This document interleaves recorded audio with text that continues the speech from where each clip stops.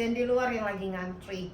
Ya, dokter, tapi satu aja kita minta dari dokter. Mungkin nasihat untuk semua masyarakat pada umumnya dan juga khususnya pada penderita kanker, pasien kanker, ya.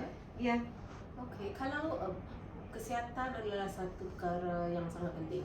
Health is wealth. Jadi sekiranya ada apa-apa kemusykilan atau keraguan berkenaan simptom yang rasanya tidak betul, tidak normal atau tidak masuk tidak akal, seperti kebiasaan kita. Ya betul, yang kita rasa tidak boleh yang biasanya tidak terjadi pada kita. Jadi perlu mendapatkan seperti biasanya kita doktor. Kalau tak pasti dapatkan second opinion. Kalau sebelum melakukan prosedur yang tertentu, kita dapatkan second opinion, ya, dapatkan maklumat yang sesuai. Jadi kita boleh tak payah ulangi siasatan itu, tapi kadang-kadang perlu juga lakukan siasatan. Rawatan kanker sering saja ada yang baru, jadi jangan putus harap gitu.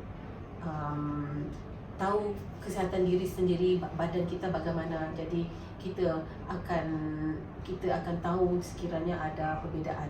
Sekiranya tak pasti dan mahu tambahan, buatlah screening atau saringan dari masa ke semasa, setahun sekali atau 2 kali, supaya kita dapat tahu situasi keadaan apa-apa, deteksi apa-apa yang mungkin kita sendiri tidak tahu, kerana ada juga kanker yang tidak ada simptom.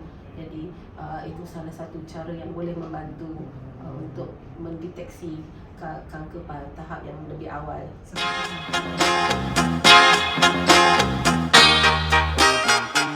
Dan di samping itu juga Dr. Arasu adalah dokter dalam bidang kesuburan, fertility, dan Dr. Arasu juga memiliki center untuk fertility sendiri, ya dokter ya.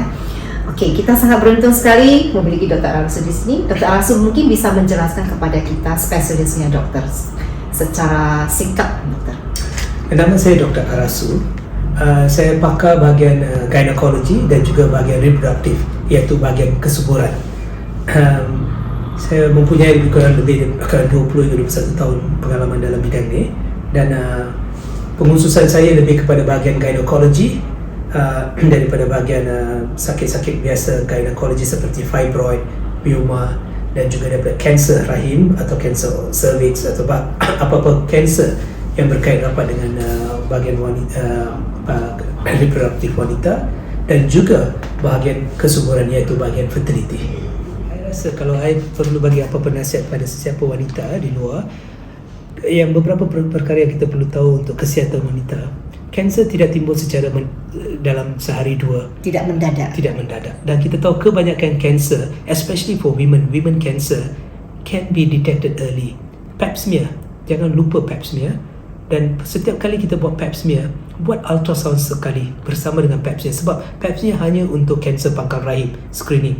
Tetapi apa yang berlaku di bahagian dalam rahim, kilang telur, kita perlu buat ultrasound. So if you ask me, untuk wanita yang saya jumpa setiap hari, saya akan buat satu pap smear kalau perlu dengan ultrasound scan. Sekurang-kurangnya saya sudah tahu kesihatan rahim, kesihatan ovari dan pangkal rahim. Pada masa yang sama, kita pula boleh dapat lebih banyak maklumat sekiranya wanita itu ada plan untuk mendirikan rumah tangga dan untuk ada anak. Kita tahu apakah potensi kesuburan dia. Pada masa yang sama, a simple ultrasound will give us a lot of information about your fertility potential. Dan juga kalau kita perlu baby, kadang-kadang kita belum kahwin tetapi kita sudah tahu kita ada masalah akan datang, ada masalah seperti gejala endometriosis. Kita boleh mencegah pada tahap yang lebih awal. Bukan sahaja kanser, tetapi masalah sakit puan yang lain. So a simple screening and an ultrasound scan can detect most of the problems and we can prevent future problems. Thank you. Bye.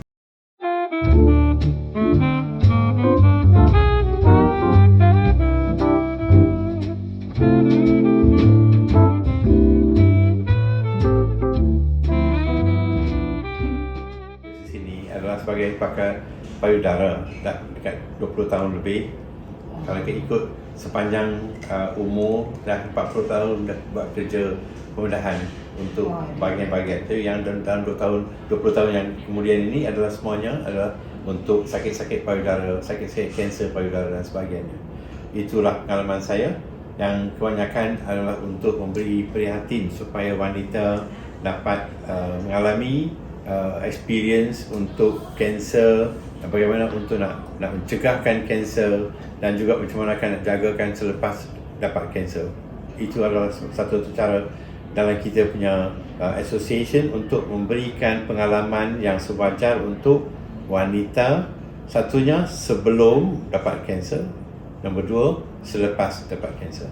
Itu adalah mulai mendapat kanser ataupun kanker walaupun muda lagi. Jadi kalau katakan dia ambil anggaran di negara kita sini, ada kebanyakan mungkin 20%, 30% saja adalah kanser tapi anak muda. Jadi kita kena prihatin, walaupun benjolan anak-anak muda kebiasaannya bukanlah parah, tapi melainkan kalau kita tak ambil prihatin untuk menjumpa doktor, buat kita katakan buat ultrasound, kalau dikatakan di negara Indonesia dibagikan ultrasound. Ya, betul.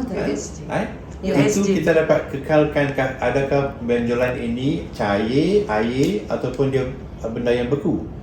Itu kita dapat memberi jelas lebihnya selepas ultrasound. Tapi ada juga anak-anak muda kita, kalau katakan umur lingkungan 40 tahun ke atas, kita nasihat supaya buat mamografi. Kita dapat memberikan penjelasan lebih dalam gambar mamografi. Jadi kebanyakan benjolan anak muda, katakan 15%, bukanlah parah. Jadi kita nasihat anak-anak muda kalau ada benjolan pun, janganlah segan sebabkan kebanyakan bukannya parah. Jadi kalau kita dapat anggar tahu kan benjolan ini bukannya parah, jadi kita dapat berikan pelajaran untuk anak muda kita setiap bulan ke 2 bulan sekali ke periksa payudara sendiri selepas datang haid supaya dapat anggaran itu, benjolan itu adakah dia menjadi besar lagi. Kalau kan anak kita tahu katanya ini benjolan bukan parah tapi benjolan itu semakin jadi besar, ada kemungkinan perlu untuk biopsi, kalau tidak pun untuk membuat pembedahan. Itulah tegang, kadang-kadang dia berdarah sikit-sikit. Itu patutnya kita menjumpa doktor, ambilkan penjelasan adakah ini penyakit yang berlainan. Jadi kebanyakan terlihat tak masalah. Tinggal lagi kalau kita ambil anggaran bila ada nampak lelehan yang berdarah, itu amat serius. Itu perlukan rawatan lanjut. Rawatan lanjut. Okay. Jadi semuanya dah sadar. Jadi kalau ada tanda-tanda simptom-simptom seperti yang disebutkan oleh Datuk Devanan tadi, segera ambil tindakan, secepatnya ketemu dengan dokter ahli bedah payudara langsung. Selamat siang Dr. Tong. Selamat siang. Saya Nani dari Beacon Hospital dan ini Dr. To. Ya. Dr. To adalah ketua dari onkologi di Beacon Hospital dan juga Vice President untuk Lung Cancer Society. Lung cancer itu di dalam masyarakat ini sekarang sudah mencapai pada tahap kemana tingkatannya? Ya, lung cancer berbanding dengan kanser yang lain adalah kanser yang terkerap yang paling sering di region kita, di kawasan Malaysia dan Indonesia. Historically, lung cancer adalah sangat susah untuk merawat. Kita ada banyak rawatan yang baru untuk lung cancer. Itulah ubat yang terbaru yang belum boleh dibeli dalam market. Ubat-ubat ni dia di Malaysia dia memang adalah ubat yang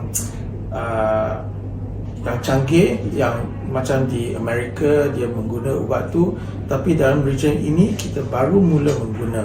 Tapi bukan setakat itu, outside of clinical research pun kita ada banyak ubat yang setaraf dengan country-country yang luar macam Singapura, macam US.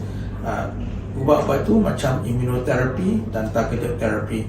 Immunotherapy di Beacon, for example, kita sudah dalam 2015 sudah mengguna immunotherapy dan we ada center dan saya punya praktis adalah praktis yang terbesar untuk immunotherapy setakat ini dan hasilnya dia sangat promising. This is my patient. She is 60 plus. When she came to see me, dia tak boleh berdiri. dia sakit kepala. Bila kita scan kepala dia, kita tengok 50 kanser dalam otak. Setiap yang putih ni adalah kanker. Kanker itu bermula, berasal daripada paru-paru, lepas tu lari kepada kepala. So patient ni dalam masa dulu kita hanya ada radiasi dan kemo. Lepas tu radiasi kemo, jangka umur dia mungkin 3 bulan. 3 bulan, ya. Tapi dengan menggunakan ubat targeted therapy, EGFR inhibitor, ubat tu satu pil, dia makan saja, tiap-tiap hari makan satu pil. Lepas 3 bulan tengok hasil dia. So semua yang putih-putih tu sudah hilang. Dokter, berarti kalau ada pasien dari Indonesia, pasien itu boleh bawa balik obatnya. Boleh. Jadi tidak perlu tinggal 3 bulan di sini, ya. Tapi yang penting, yang paling penting, kita kena buat kajian yang teliti kepada mutasi setiap individu punya patient. Personalized medicine. We call this personalized medicine. So from not being able to walk, come in a wheelchair, 3 months later, she is able to she can walk, she can talk normally, and her family brought her to Bali for a holiday.